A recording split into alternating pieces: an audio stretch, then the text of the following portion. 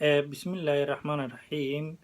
Maanta waxaa idiin wadaa sheeko lama ilaabaan la yiraaho oo dowladda Soomaaliya salka ku hayso.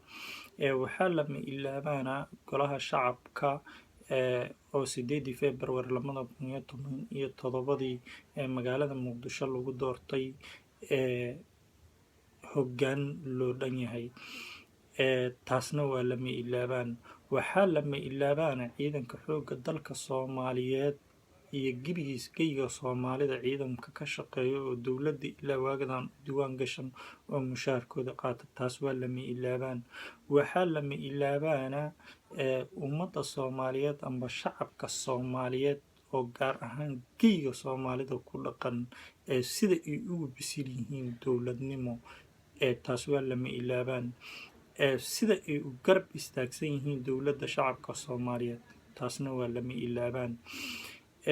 Marka haddii taas aan intaas aga baxo maxaa jadwala oo u degsan dowladda iyo maxaase aga dhaqaaqi ladahay dowladda dhexe federaalka degan magaalada Muqdisho.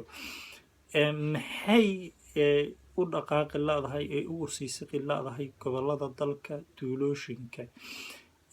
Maxaa jadwalaho aga degsan qoloodinka nabadiidka oo farakutiriska oo tuulooyin yaryar degan ayaka oo isteediyadii Soomaaliya iyo dowladda federaalka ayaka oo isgarabsanayo.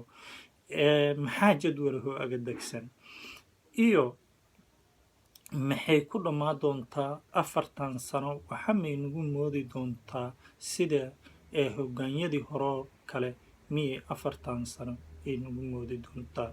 Taas waa maskax xanuun ummadda Soomaaliyeed amba aqoon-yahanada caqliga saaxiibka u leh ka dhex yoomayo. Assalaamu calaykum waraxmatullaahi wabarakaatuh.